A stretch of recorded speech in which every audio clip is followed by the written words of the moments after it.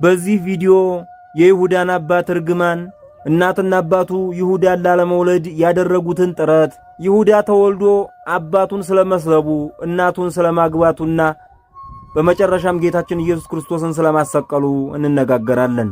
ቪዲዮውን ላይክ፣ ቻናሉን ሰብስክራይብ በማድረግ እስከ መጨረሻው እንድትከታተሉ እንጠይቃለን።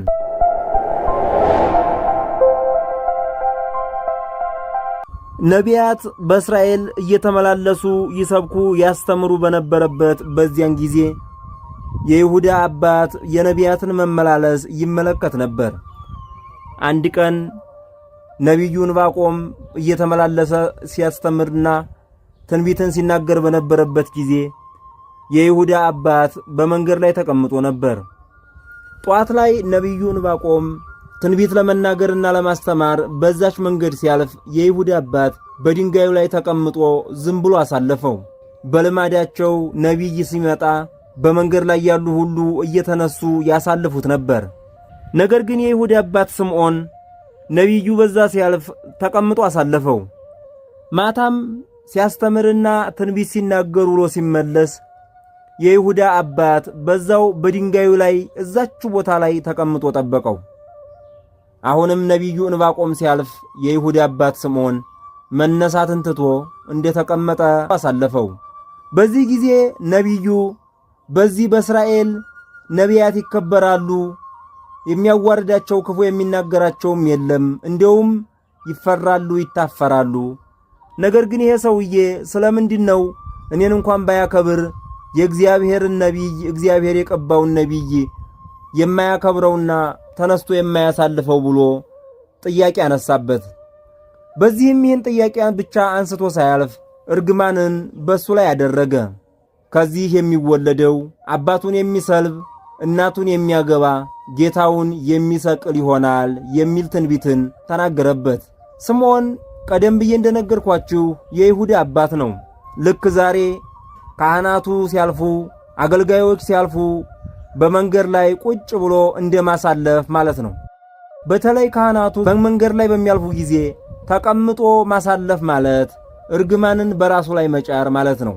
ካህናት በሚያልፉበት ጊዜ የእግዚአብሔርን መንፈስ ቅዱስ ሥልጣን ይዘዋልና መስቀሉንም ጌታችንና መድኃኒታችን ኢየሱስ ክርስቶስ የተሰቀለበትን ዓለም ሁሉ የዳነበትን መስቀል ይዘዋልና በመንገድ ላይ ተቀምጦ ማሳለፍ እርግማንን በራስ ላይ ማምጣት መሆኑን በዚህ ልናስተውል ይገባናል። በይሁዳ አባት ላይ የደረሰው ይሄ ነውና በዚህም አባትየው ወደ ቤቱ በመሄድ ለይሁዳ እናት ማለትም ለሚስቱ ዛሬ በመንገድ ላይ የሚያስደነግጥ ቃልን ሰምቼ መጣሁ በማለት ተናገራት። እሷም ምን ይሆንን ብላ ደንግጣ ጠየቀችው። መንገድ ላይ ነቢዩ ጧት ሲያልፍ እኔ ቁጭ ብዬ አሳለፍኩት። አሁንም በሁለተኛው ማታ ላይ ተመልሶ ሲመጣ እዛው ቁጭ ብዬ አሳለፍኩት። ሌሎቹ ሲነሱ እኔ ቁጭ ብዬ በማሳለፌ ምክንያት አንድ ትንቢት ተናገረብኝ። ይህም ትንቢት ካንተ የሚወለደው አባቱን የሚሰልብ ወይም የአባቱን ብልት የሚቆርጥ እናቱን የሚያገባ ጌታውን ደግሞ የሚሰቅል ይሆናል ብሎ ተናገረብኝ አላት።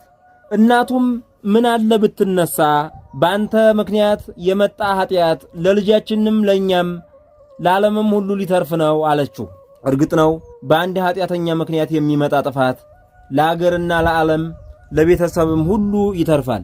በይሁዳ አባት ምክንያት የመጣ ኃጢአት ለቤተሰቡ ለሀገርና ለዓለም ሁሉ ተረፈ። እነሱም ከዚህ በኋላ ምን ማድረግ እንዳለባቸው መመካከር ጀመሩ። በምክክሩም የደረሱበት ውሳኔ ይሄ ልጅ እርግማን የያዘ ነውና እንዳይወለድ የበኩላችንን ጥረት ማድረግ አለብን የሚል ነበር። ነገር ግን አንድ ቀን የይሁዳ አባት ስምዖን ሰክሮ ወደ ቤት መጣ። ከቤት ከገባ በኋላ ይገናኙ ዘንድ ሚስቱን ጠየቃት። ሚስቱ ግን ከዚህ በፊት ምን ቃል ተነጋግረን ነበር? ይሄ ነገር መሆን የለበትም። ምክንያቱም ተገናኘን ማለት ልጅ ተጸነሰ ማለት ነው። ተጸነሰ ማለት ደግሞ ሲወለድ የሚፈጠረውን ነገር ነቢዩ ነግሮናል። ይሄ ነገር እንዲሆን ትፈቅዳለህን? አለችው። እሱ ግን እምቢኝ በማለት በግዴታ ተገናኙና ተጸነሰ። አሁንም ለሁለተኛ ጊዜ ሌላ መላን አሰቡ። ይህን የሚወለደውን ልጅ ሴት ከሆነች ለማሳደግ፣ ወንድ ከሆነ ግን በባህር ላይ ለመጣልና በዛ ሕይወቱ እንዲጠፋ ለማድረግ። ይህም አልቀረም። 9 ወር ሲሞላው ይሁዳ ተወለደ። ተወልዶ ቢያዩት ወንድ ልጅ ሆኖ አገኙት። በዚህ ጊዜ ይሄንን ልጅማ ያ እርግማን የሚፈጽምብን አይደለ? እንዴት እናሳድጋለን? በማለት ሁለታቸውም ተስማምተው ሳጥን ሰሩና በሳጥን ላይ አድርገው ቆልፈው ወደ ባህር ውስጥ ከተቱት። በባህር ሲንሳፈፍ ቆይቶ በባህሩ በሌላኛው ጠርዝ አንድ በግ ጠባቂ አገኘው። በባህሩ ላይ ሳጥኑ እየተንሳፈፈ ሲመጣ የነጋዴ ወርቅ ነውን? ከነጋዴዎች እጅ ከመርከብ አምልጦ መጣን? በማለት ያ በግ ጠባቂ ያንን ሳጥን አነሳው። ሳጥኑን ይዞ ከሄደ በኋላ በቤቱ ከፍቶ ቢያዩት እንደተባለው ወርቅ ሳይሆን ሕፃን ልጅ ሆኖ ተገኘ። ያንን ሕፃን ልጅ ያነ በግ ጠባቂ አሳደገውና በግ ጠባቂ አደረገው። በኋላ ግን ለጦርነት ወታደራዊ ምልመላ ይደረግ ስለነበረ ለዛ ወታደራዊ ምልመላ አሳልፈው ሰጡት። በዚህም የጦርነትን ስልትና የጦርነትን ትምህርት ሲማር ኖረ። በስተመጨረሻም ይሁዳ የተወለደበት የአባት የእናቱ አገርና ይሁዳ ያደገበት አገር ጦርነት ገጠሙ። ይሁዳ ላደገበት አገር አዋጊ ሆኖ ተሰለፈ። ለተወለደበት አገር ደግሞ አባትየው አዋጊ ሆኖ ተሰለፈ። ይሁዳ ያደገበት አገር ኃያል ነበሩና አሸንፈው ጦርነቱ በነ ይሁዳ አሸናፊነት ተጠናቀቀ። በዚህ ባህል መሰረትም 2 ሰራዊት ሲገጥም ያሸነፈው አገር ጦር መሪ የተሸነፈውን አገር ጦር መሪ ብልት ይሰልብ ነበርና ይሁዳ የአባቱን ብልት ሰለበ። ነገር ግን አባቱ እንደሆነ አላወቀውም ነበር። ሁለተኛው እርምጃ በዚሁ ይቀጥላል። የተሸናፊውን ተዋጊ ብልት ከሰለበ በኋላ የተሸነፈውን ተዋጊ ሚስት ወስዶ ያገባ ነበር። ይሁዳ አባቱን ከሰለበ በኋላ እናቱን ወስዶ አገባ። ከእናቱ ጋር አብሮ ሲኖር አንድ ቀን እናቱ አንድ ጥያቄ ጠየቀች። ለምንድነው አንተን በዚህ ሀገር ሰላም የሚልህ የሚግባባህና አብሮህ የሚሆን ሰው የሌለው? ሁልጊዜ ብቻህን ስትሆን አያለሁ አለችው። ይሁዳም እኔ በባህር ላይ ተጥዬ በሳጥን የተገኘው ሰው ስለሆንኩኝ የሚቀርበኝ ዘመድ አዝማድ የለም በማለት ለእናቱ ነገራት። እናቱም ይህን በሰማች ጊዜ ከባድ ድንጋጤ እንደነገጠች አንተ የኔው ልጅ ነህን? የኔው ጉድ ነህን? ብላ አዝናና ተክዛ ለይሁዳ ነገረችው። እነሆ ባለፈው የሰለብከውና የገደልከው ያ የጦር መሪ አባትህ ነው።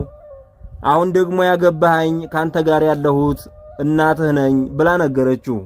በዚህም አልቆመም። ይህ ኃጢአታቸው ስላንገበገባቸውና ለኃጢአታቸው ይቅርታ መለመን ስለፈለጉ አንድ ኢየሱስ የሚባል ኃጢአትን የሚያስተሰርይና በደልን የሚደመስስ ንጉሥ መጥቷል የሚባል ወሬን ስለሰሙ እሱም አባቱን ስለመስለቡና እናቱን ስለማግባቱ እሷም ደግሞ በነቢዩ የተነገረባት ትንቢት እየተፈጸመ ስለመሆኑ ወደሱ ሂደው ለኃጢአታቸው ይቅርታ ለማግኘት ተነስተው ጉዞን ጀመሩ። ጌታችን ኢየሱስንም ያለውን ነገር ሁሉ ከነገሩት በኋላ ኃጢአታቸውን ይቅር ብሎ እሷን ከ36ቱ ቅዱሳት አንስት እሱን ደግሞ ከ12ቱ ደቀ መዛሙርት መካከል አንዱ አደረገው። ነገር ግን ይሁዳ አንድ ትንቢት ይቀረው ነበር። ይህ ትንቢት ደግሞ ጌታውን ይሰቅላል የሚለው ትንቢት ነበር። በዚህም ትንቢት መሰረት ከጸሐፍትና ከፈሪሳውያን ጋር ተመካክሮ በ30 ዲናር ጌታችንና መድኃኒታችን ኢየሱስ ክርስቶስን አሳልፎ ሰጠው። በዚህም ጌታውን ያሰቅላል የሚለው ሦስተኛው ትንቢት ተፈጸመ። ይሁዳ ይህን ካደረገ በኋላ የጸጸት ስሜት ስለተሰማውና ንጹሕን ሰው አሳልፎ እንደሰጠ ስለገባው በጸጸት ሆኖ ገደል ለመግባት ሞከረ፣ አልተሳካለትም። ከዛፍ ላይ ለመውደቅ ሞከረ፣ አልተሳካለትም። ብዙ ጊዜ ራሱን ለማጥፋት ሙከራዎችን ቢያደርግም ሊሳካለት ስላልቻለ አንድ የመጨረሻ ሙከራ ሞከረ። ከዛፍ ላይ ተንጠልጥሎ ታንቆ ሊሞት ሳለ የተንጠለጠለበት ገመድ አንተን አልገልም ብሎ ተበጠሰና ወርዶ መሬት ላይ አረፈ። በዚህም ምክንያት አንጀቱ ተዘረገፈ። ሰዎች ያን ሳያንስ አንስተው ሆዱን አስረው አምጥተው ባልጋ ላይ ያስቀመጡት። ባልጋ ላይ ሆኖ ታሞ ሲከርም 40 ቀን ሆነው። በ40ኛው ቀን ማለትም ጌታችን ወደ ሰማይ በሚያርግበት ጊዜ ያ አሳልፈህ የሰጠኸውና ያሰቀልከው ሰው ወደ ሰማይ ያረገ ብለው ሲነግሩት እውነት ነውን ብሎ ደንግጦ ተነስቶ ሩጫ ወጥቼ ወደ ሰማይ ያለው ሲል ያ አንጀቱ ተዘርግፎ በዛው ወድቆ ሞቷል።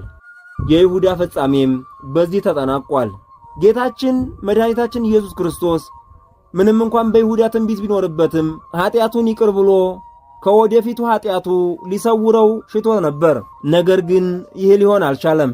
ነነዌ በ3 ቀን ትጠፋለች ብሎ ትንቢትን ከተናገረ በኋላ የነነዌ ሰዎች እስከ 3 ቀን ድረስ ከመብልና ከመጠጥ ርቀው ስለኖሩ ያንን መቅሰፍት ቀይሮ ትንቢቱንም ሽሮ አድኗቸው ነበር።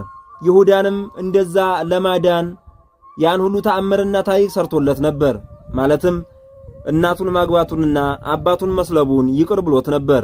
ነገር ግን ይሁዳ ጌታውን አሳልፎ ሰጠ። ያንን ይቅርታውን ሻረ። በስተመጨረሻም ዕጣ ፋንታው ራሱን ማጥፋት ሆነ። ውድ ሕዝበ ክርስቲያን ይህን ባያችሁ ጊዜ በማንም ላይ ግፍ መናገር፣ በማንም ላይ ግፍ አለመስራት፣ ካህናትንና መምህራንን ማክበር እንደሚገባና ካለበለዚያም ደግሞ የነቢዩ እርግማን በእናንተ ላይ ሊሆን እንደሚችል በማሰብ ራሳችሁን በማቀብ ራሳችንን በማቀብ ለርስት መንግሥተ ሰማያት የሚያበቃ ሥራን በመስራት ለመንግሥተ ሰማያት እንድንበቃ ጥንቃቄ ያስፈልጋል። አምላካችን ከእንዲህ አይነት እርግማንና መቅሰፍት ይሰውረን እያልን የዛሬውን ቪዲዮአችንን በዚህ እናጠናቀቃለን። ቻናሉን ሰብስክራይብ፣ ቪዲዮውን ላይክ ማድረግ እንዳይረሳ። ወስብሐት ለእግዚአብሔር አሜን።